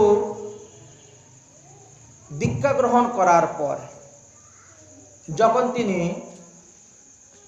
গয়ার থেকে ফিরেছিলেন, তখন তো ভাবাবিষ্ট ছিলেন, তিনাকে কেউ রাখতে পারতেন না আটকিয়ে, সচিমা পর্যন্ত ভয়ে যেতে পারতেন না। পুত্রের বায়ুরোগ হয়েছে মনে করেছেন, কি যে কি হয়েছে বুঝতে পারছেন না। তো একদিন গদাধর পণ্ডিত একটা সুন্দর করে পানের খিলি তৈরি করে, রাধা ভাবিত তো তৈরি করে নিয়ে মহাপ্রভুকে দিচ্ছেন সেবা করার জন্য। আচ্ছা, মহাপ্রভুর শরীরে তিনটি ভাব উদয় হতো।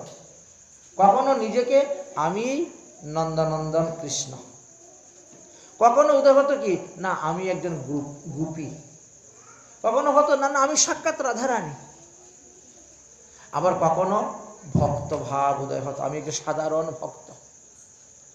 এইভাবে এক এক সময় এক একটা ভাব উদয় হতো। গদাধর যখন পান তাম্বুল নিয়ে দিচ্ছেন সেবা করার জন্য মহাপ্রভুকে, মহাপ্রভু তখন বলছেন, গদাধর তুমি বড় ভাগ্যবান, তুমি সুকৃতিবান, ছোটবেলা থেকেই তুমি কৃষ্ণ ভজন করে যাচ্ছ।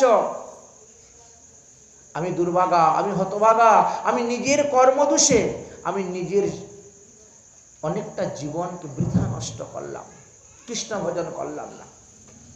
গয়ার থেকে ফিরে আসার সময় রাস্তার মধ্যে আমি কৃষ্ণকে দর্শন পেলাম, কিন্তু ধরতে গেলাম অদর্শন হয়ে গেলেন, ধরতে পারলাম না।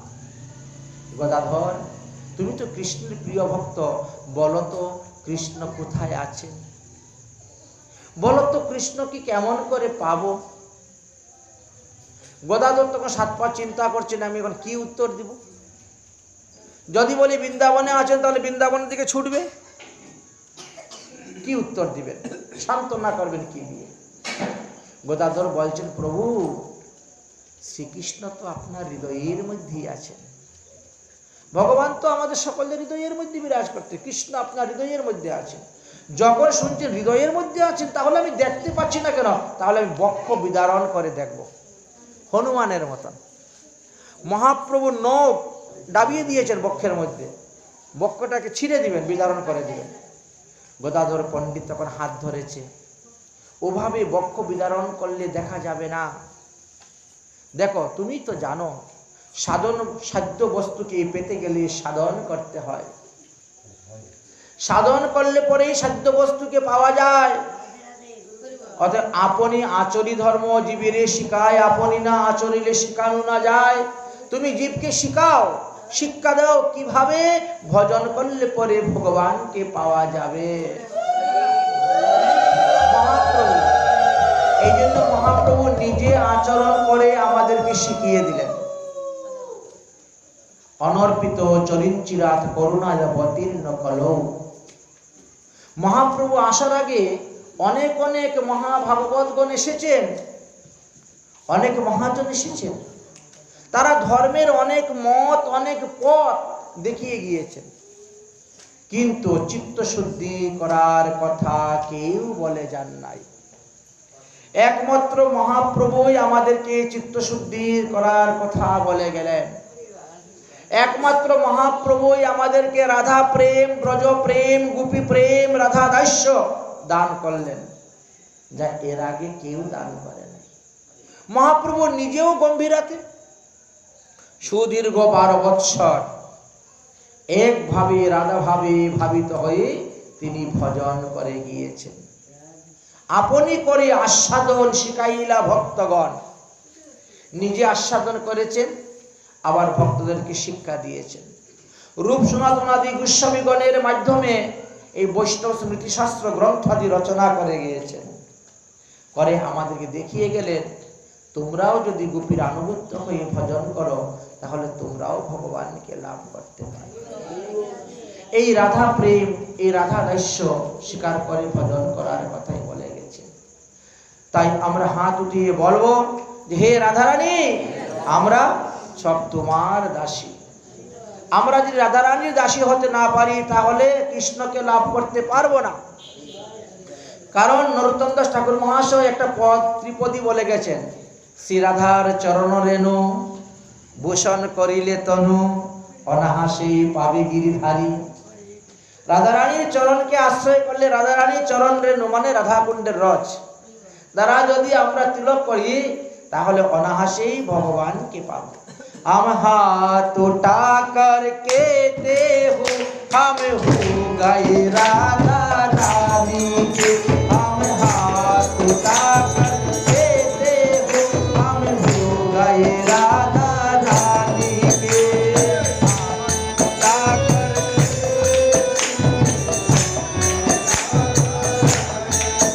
हम हो गए राधा रानी के।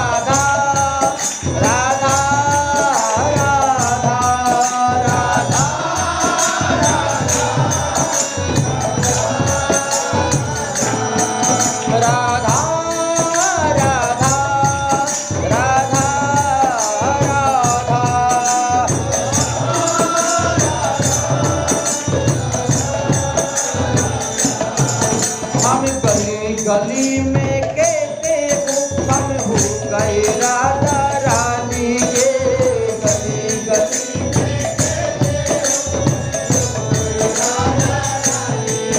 हम डगर डगर में कहते हो, हम नगर नगर में कहते हो, हम डगर डगर में कहते हो हम हो गए राधा रानी के।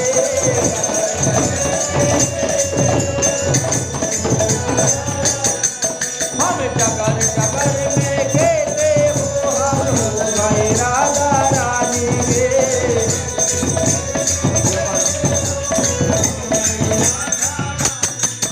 हम हो गए राधा रानी के।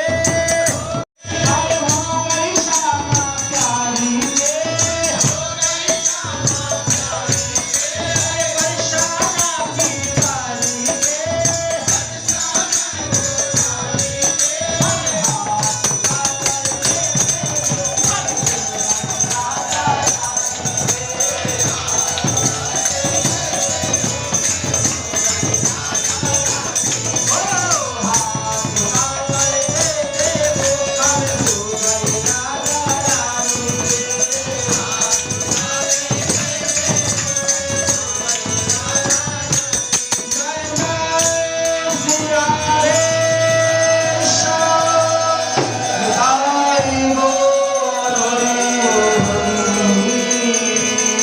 বিশেষ তিথি এসে উপস্থিত হচ্ছে, যেটাকে আমরা সবাই অক্ষয় তৃতীয়া বলে জানি।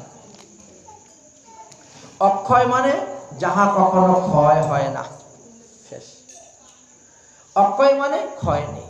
সেই দিন কিন্তু পাপ করলে পাপটাও কিন্তু অক্ষয় হয়ে থাকবে, আবার পুণ্য করলেও পুণ্যটা অক্ষয় হয়ে থাকবে। এই জন্য সাবধান। অক্ষয় তৃতীয়া দিবসের বিশেষ মহিমার কথা বর্ণন করে গিয়েছেন। আগামী 27শে বৈশাখ শুক্রবার অক্ষয় তৃতীয়া পড়েছে, অর্থাৎ মে মাসের 10 তারিখ 2024। এই অক্ষয় তৃতীয়া দিবসে পরশুরাম অবতীর্ণ হয়েছিলেন। ভগবানের 6 প্রকার অবতার আছে। পুরুষ অবতার 1, লীলা অবতার 1, গুণ অবতার 1, মন্বন্তর অবতার 1, সত্য অবতার 1, আবির অবতার, যুগ অবতার। তার মধ্যে 16 নম্বর অবতার শ্রীমদ্ ভাগবত মহাপুরাণের প্রথম স্কন্ধের 3য় অধ্যায়ে যে বর্ণন করে গিয়েছেন 24টি অবতার লীলার কথা, তার মধ্যে 16 নম্বর অবতার দেখবেন পরশুরাম। এই পরশুরামকে লীলা অবতার বলা হয়েছে, আবার শক্তি আবেশ অবতারও বলা হয়েছে। লীলা অবতারের মধ্যে তিনি পড়েছেন 18 নম্বরে, আর শক্তি অবতারের মধ্যে পড়েছেন তিনি 9 নম্বরে, কারণ শত্রুদম শক্তি অবতার। এই পরশুরাম জয়ন্তী কিন্তু আমাদেরকে শ্রীকৃষ্ণ জন্মাষ্টমীর মতো পালন করতে হয় না। এই দিন কোনো ব্রত নেই, আমাদের ব্রত থাকতে হয় না যে পরশুরাম জয়ন্তী এই জন্য ব্রত থাকবে না। কারণ শ্রীকৃষ্ণের জন্মাষ্টমী, রাধার জন্মাষ্টমী, বামন দ্বাদশী, নৃসিংহ চতুর্দশী, শিবরাত্রি, রামনবমী, এই 6টি জয়ন্তীকে জয়ন্তী তিথির অন্তর্ভুক্ত বলা হয়েছে। কিন্তু আমরা যারা গৌরীয় বৈষ্ণব, তারা গৌরাঙ্গ মহাপ্রভু জয়ন্তী, নিত্যানন্দ জয়ন্তী এবং অদ্বৈত জয়ন্তী, আরও 3টি জয়ন্তী আমরা অতিরিক্ত করে থাকি, পালন করে থাকি। তাহলে ওই দিবসে ভগবান 11টি কলা নিয়ে, 16 কলায় পরিপূর্ণ ভগবান, তার মধ্যে 5 কলা নিয়ে এসেছিলেন এই পরশুরাম, আর 11 কলা নিয়ে এসেছিলেন অযোধ্যার রামচন্দ্র। আর পরশুরাম এসেছিলেন মাত্র 5 কলা নিয়ে ভগবানের, তাই নিয়ে তিনি 21 বার ক্ষত্রিয় বংশ নাশ করেছেন। এই জন্য তাকে সত্য অবতার বলা হয়। পরশুরাম জয়ন্তীতে কোনো উপবাস থাকতে হয় না। তো ওই দিনের বিশেষ মহিমা হলো, ভগীরথ কিন্তু ওই দিবসেই পৃথিবীতে মা গঙ্গাকে আনয়ন করেছিলেন। সর্বপ্রথম মা গঙ্গা অক্ষয় তৃতীয়া দিবসেই আমাদের এই পৃথিবীতে এসে উপস্থিত হয়েছিলেন, তথা ভারতবর্ষ হয়ে তিনি আসছিলেন। এই অক্ষয় তৃতীয়া দিবসেই মা অন্নপূর্ণা দেবী আবির্ভাব হয়েছিলেন। এই অক্ষয় তৃতীয়া দিবসেই দ্রৌপদীর বস্ত্রহরণ হয়েছিল। ভগবান কৃষ্ণচন্দ্র দ্রৌপদীর লজ্জা নিবারণ করার জন্য এসেছিলেন এবং বস্ত্ররূপে বস্ত্র প্রদান করে তার লজ্জাকে নিবারণ করেছে। এই অক্ষয় তৃতীয়া দিবসেই ভগবান শ্রীকৃষ্ণচন্দ্র ইনি উজ্জয়িনীতে গিয়েছিলেন শান্তিপুনী মুনির আশ্রমে লেখাপড়া শিক্ষা আরম্ভ করার জন্য।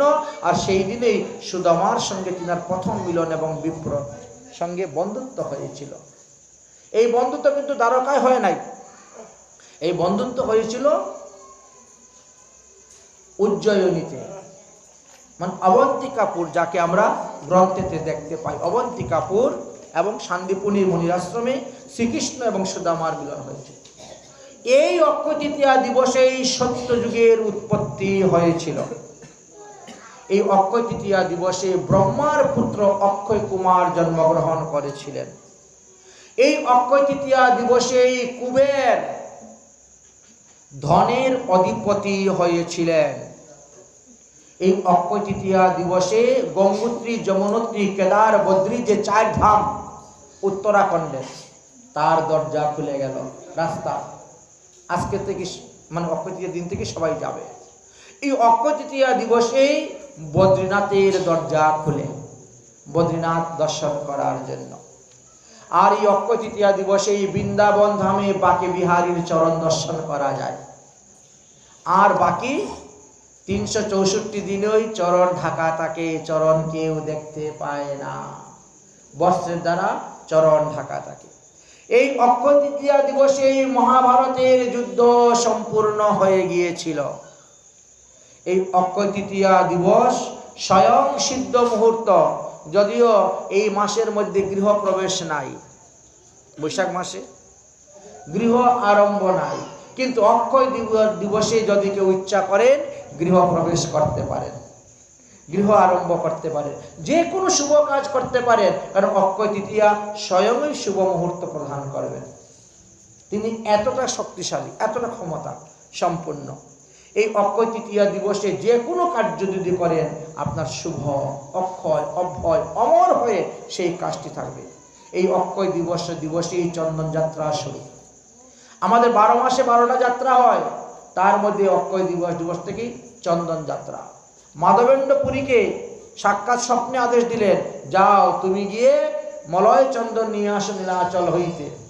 মাধবেন্দ্র পুরী শ্রীধাম বৃন্দাবন থেকে রওনা হয়েছিলেন নীলাচলে এই চন্দন নিয়ে আসার জন্য। সাক্ষাৎ ভগবান গিরিরাজ গোবর্ধনধারী স্বপ্নে আদেশ দিয়েছিলেন। এই অক্ষয় তৃতীয়া দিবসেই এই চন্দন যাত্রাতে মাধবেন্দ্র পুরী ওই ক্ষীরচূড়া গোপীনাথে ওখানেই চন্দন দিয়ে দিলেন।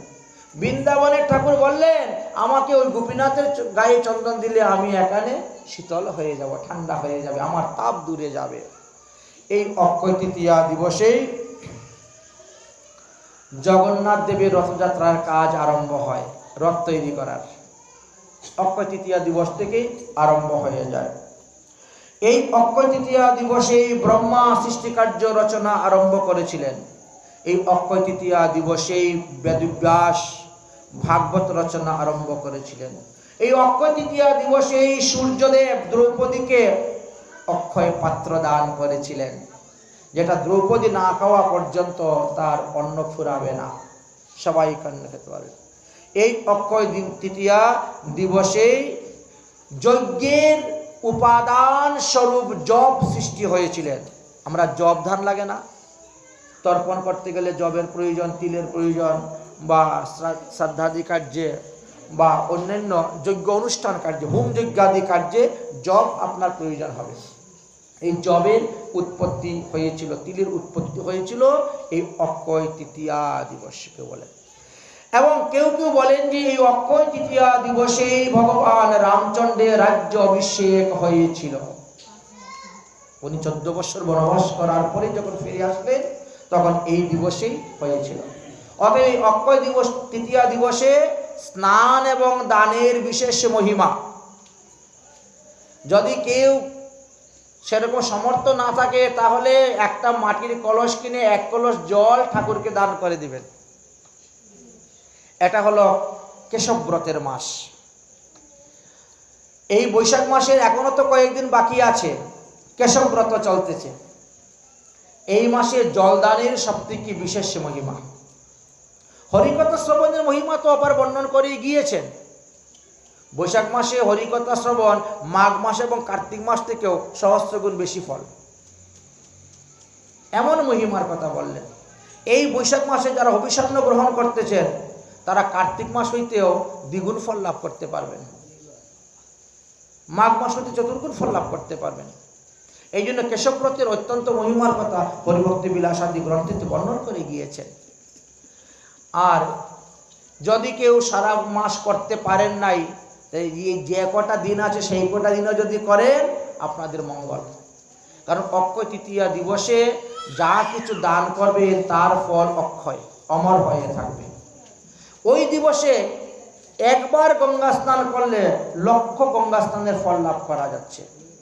ওই দিবসে এক ফের হরিনাম জপ করলে লক্ষ হরিনাম জপের লাভ করা যাচ্ছে। ওই দিবসে যা কিছু দান করা হবে, তাই বলছে অন্নদান, বস্ত্রদান, অর্থদান, গুদান, ভূমিদান, যে যার যেমন সামর্থ্য আছে তিনি সেইভাবে দান করে যান। একটা হলো অক্ষয় তৃতীয়া, আর হলো একটা হলো আমাদের অক্ষয় নবমী। অক্ষয় নবমীটা আমাদের কার্তিক মাসে পড়ে, কার্তিক মাসের শুক্লপক্ষের অক্ষয় নবমী পড়ে, আর এই হলো অক্ষয় তৃতীয়া। এই জন্য অক্ষয় তৃতীয়া দিবসে সবাই চেষ্টা করবেন যে একটু বিশেষ করে হরিভজন করা, বিশেষ করে ভগবান দর্শন করা, ভগবানের গুণগান লীলাকথা শ্রবণ করা, কীর্তন করা। এতে আপনাদেরই লাভ হবে। সেই আশা জানিয়ে আজকের মতন ভগবতীর কথা এখানে বিশ্রাম দিচ্ছি। যদকরম পদবষ্টম মাত্রাহীনশ্চ ইয়দ্ভবেৎ তৎসর্বকমতাং দেবং প্রসিদ্ধ পরমেশ্বর। ওম সর্বভবন্তু সুখিনঃ সর্বে সন্তু নিরাময়া সর্বে ভদ্রাণি পশ্যন্তু মা কশ্চিৎ দুঃখভাগ্ ভবেৎ। ওম শান্তি, ওম শান্তি, ওম শান্তি। बोलो श्रीमद् भागवत महापुराण की, श्री कृष्ण दत्तपैन प्रतिपाद जीव की, श्री शुक मुनि की, श्री शुक मुनि की, ऋषि महाराज की, धर्मादि ऋषिवृंद की, निशान नक्षत्र की, उत्तर बंगीय वैष्णव संघ की, उपस्थित समस्त भक्तवृंद की, उपस्थित समस्त मातृवृंद की, आस्थान पुरुष की, आपन अपन गुरुदेव की, आपन अपन इष्ट देव की, आज के आनंद की। जय जय श्री राधे श्याम निताई गौर